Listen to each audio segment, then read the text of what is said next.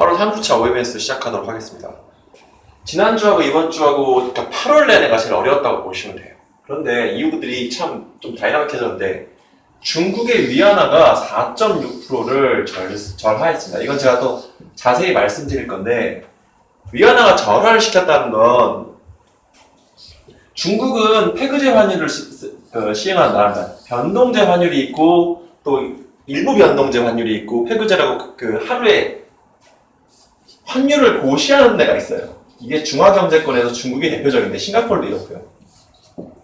그 고시 환율을 4.6% 3일 동안 절하시킨 겁니다. 돈의 가치를 인위적으로 낮췄다. 몇 가지 이유가 있었는데요. 그 가장 큰 이유는 상해 시장에서는 실질 고시 환율이 있습니다. 위안화가 달러로 움직이는. 그동안 중국 시장이 급등했다가 하락하면서 외국인들이 자금 유출이 일어난 것들을 한꺼번에 맞춘 겁니다. 뭐 때문에? 이 지금에 있는 IMF에 있는 SDR, 특별인 주권이라는 게 있는데요.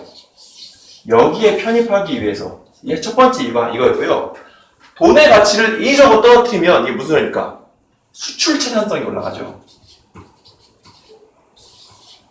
수출을 조금 더 잘 되게 해서 이 GDP 성장률을 높이려는 이 두 가지 의도가 가장 컸다고 말씀드릴 수가 있어요. 또 한 가지 또 말씀드리면 일본 같은 경우에는 원래 일본 한해 렌즈는 105엔 정도 됐을 때 이 위상으로 올라간다고 하면 일본 경기가 호황입니다. 근데 지금 얼마죠? 124엔부터 엔달러 말씀드린 겁니다.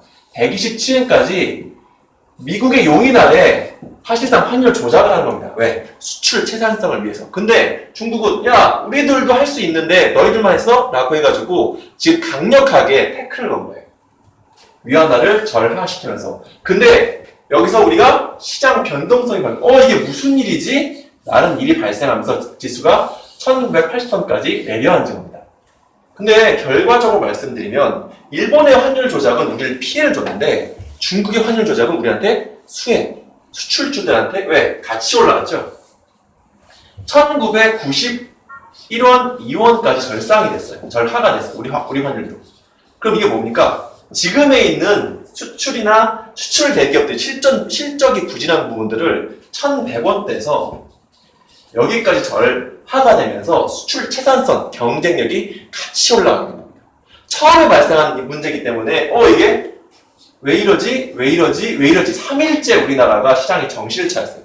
어느 선에서 1950선까지 떨어지다가 1983에서 마감한 거 보면 이게 우리 시장에 그렇게 긍정적인가 부정적인 영향이 아니겠구나 해가지고 정신을 차리게 된 겁니다. 지난주는 그 변동성이 발생해서 시장에 의미 있는 저점인 2000을 깨고 내려갔다 라고 보시면 돼요. 그래서 지금 해외 증시 같은 경우에도 중국에 있는 위안화 절하를 촉각을 곤두세웠습니다. 특히 미국에서요. 왜? 지금에 있는 통화나 재정이나 외환을 조작할 수 있는 나라는 미국밖에 없었습니다. 용인에서. 근데 지금 중국이 이 부분을 치고 들어온 거예요. 금리 인상에 대한 부분들에 대해서 우리도 우리 목소리를 내겠다고 하는 겁니다. 이 부분은. 그런데 지금에 있는 이 미국의 반응들은 아직까지는 제한적입니다. 조금 더 봐야 된다고 하지만 그리스에 있는 3차 구제국 협의안이 8월 20일로 거의 일단락이 돼요. 지금 이렇게 된다고 하면 유럽이나 미국에 대한 경기들은 크게 나쁜 상황이 아니다. 그래서 이 중국에 있는 위안화에 대한 절하 부분이 9월하고 10월에 지금 G2 회담이 있거든요. 미국과 중국이 회담을 하는데 한 가지 변수가 될 겁니다. 근데 이 모든 스케줄은 그리스 문제도 마찬가지였고요. 지금에 있는 중국에 있는 위안화 절하 문제도 마찬가지였고요. 9월에 금리 인상에 영향을 주기 위해서 다 대부분 이 정해진 스케줄 앞에서 먼저 일어난 이벤트였다.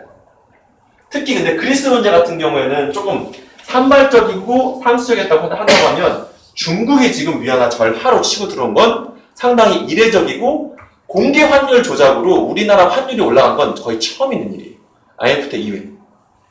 이번 주를 보신다고 하면 지수 하방에 대한 확인들은 분명 나오고 있다. 지금 1980선까지 내려왔죠. 제가 의미 있는 지지대를 얼마나 말씀드렸습니까? 2,000원 말씀드렸어요. 그런데 지금에 있는 이렇게 중국이 강력하게 나온다고 하면 9월 달에 금리를 올린다 한다고 하더라도 이 충격에 대한 부분들이 있기 때문에 세게 못 올려요. 0.1%에서 0.125%로 조정을 할 겁니다.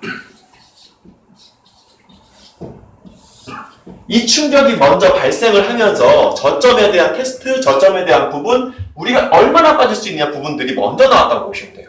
그래서 단계 상승합니다. 확실히 말씀드리지만 올해는 하방장이 아니에요. 밑으로 빠지는 장이 아닙니다. 금리 인상이 예정되어 있는 때이기 때문에 단계적으로 상승한다. 왜? 올해 장은 2011년, 12년부터 시작된 지금까지 박스장입니다. 한 번의 상승이 발생했고 한 번의 하락이 발생했으면 여기에 또 상승이 있습니다. 다만 지금 여기서 이런 모양들을 만들고 있기 때문에 어디까지 상승할 지점까지는 정확하게 나오진 않는데 최소 의미 있는 지지점이 2000, 1차 2030, 그 다음 2060, 2120에서 2100까지 올라옵니다. 이건 안전한 장세예요. 지금 상태에서. 이번 주 수요일 날 FOMC 7월에 있었던 FOMC 의사록 무슨 말을 했는지 토끼로 공개가 됩니다. 여기서 금리에 대한 부분들이 얼마나 어떻게 어떤 시점으로 얘기가 되는지만 확인하시면 돼요. 그리고 또 중요한 것은 중국 쪽입니다. 중국이 환율이나 재정 정책을 통해서 특히 이번 같은 경우에는 공개 환율 조작을 했죠. 이 부분을 통해서 경기 부양책을 나섰기 때문에 어디에 수혜를 입겠습니까? 한국 코스피, 한국 경제에 분명 수혜가 있습니다. 이 부분이 천천히 돌아 나온다 보시고 하반기 장세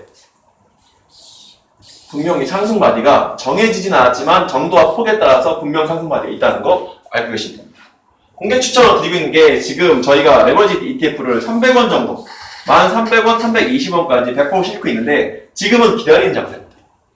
액션 더 나갈 것도 없고요. 왜?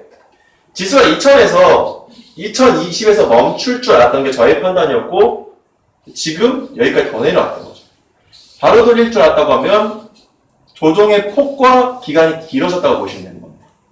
그래서 지금은 지수가 어떻게 저점을 잡는지 그동안 팔아왔던 외국인이 9월 만기를 두고 언제부터 채워나갈 건지 하는 건 확인하시면서 포지션을 유지하시고 신규 같은 경우에는 지금은 저가 매수기죠.